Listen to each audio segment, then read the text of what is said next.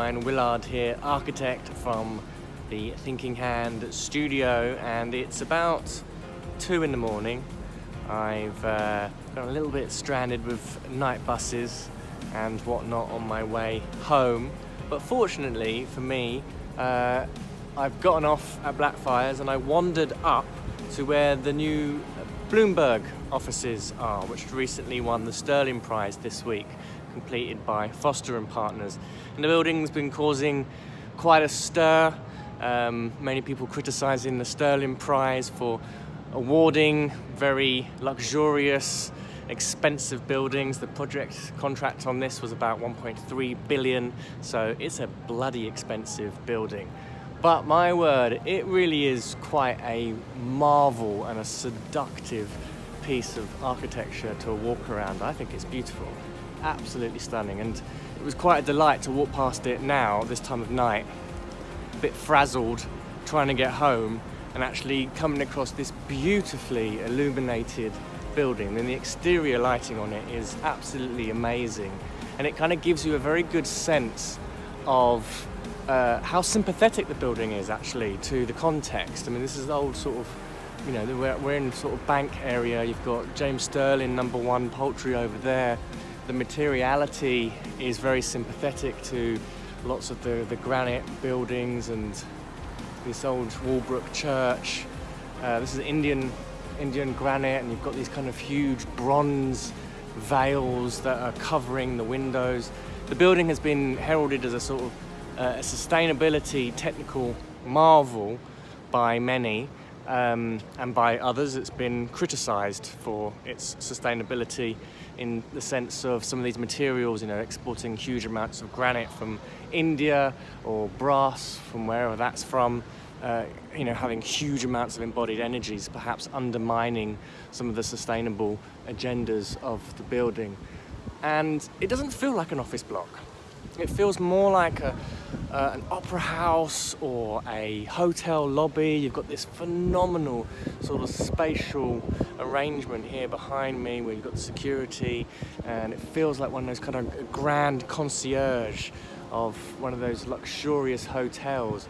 Looking on the inside, we're not going to get any shots of it on the inside. They will most certainly stop me if I try and enter, but I know you've seen some of the beautiful interior shots, the iconic staircase that's been made out of brass as well in there, and the lighting. I mean, I'm pleased to see, often with some of Foster's later office blocks, they've been heralded as such incredible, innovative buildings, but yet on the inside, like the Gherkin, for example, you have a very standard office layout with suspended ceilings and perhaps a mildly interesting lighting arrangement.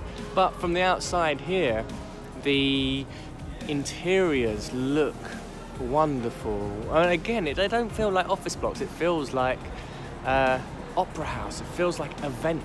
It feels, you know, it's kind of oozing with luxuriousness and opulence in many ways. But I'm sure that these kind of beautiful laser cut metal lighting is some ingenious, sustainable system that's making the building operate very efficiently. The glass fins, the bronze fins, the detailing is exquisite. It's sensuous. You want to kind of run your hand around the entire building. It's a very different kettle of fish to the Walbrook building, which I think is a Foster's building as well, which is more of a kind of inflated, bulbous form that looks like it's, you know, swollen from some sort of thrombosis, architectural thrombosis. And it's a much more sort of set back building that's actually got a lot more, it creates a set of exterior spaces and landscapes that can be occupied and wandered around. You've got some incredible, around the front over here actually, let's see if I can walk over here. Around the front they've got quite an amazing copper fountain, which I can't remember the name of the artist that did it, but it's, again, that's quite something. I'm walking past that a while ago. But again, it is, I mean, look at this, look at these fins. Lovely, very nice, very nice. So, it's quite a building. A lot of money was spent on it. I'm quite enjoying it. It's made my trip home a lot more pleasant. Well done.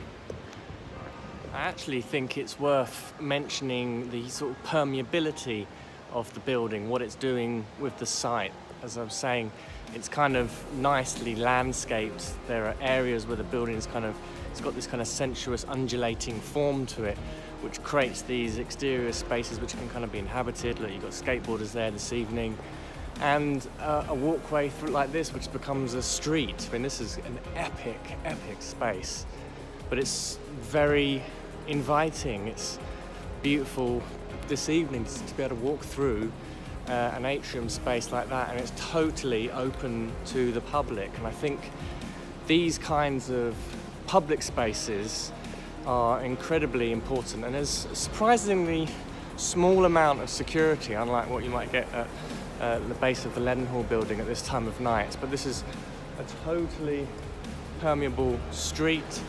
It is occupied by very high-end retail and shops and bars and whatnot, but it's grand and it's fantastic. It's really, really nice. So, and again, these incredible copper fountains are surreal. They just add a kind of they almost transport you to an entirely different world. Anyway, that's made my night bus experience a lot more interesting. So I hope you've enjoyed it.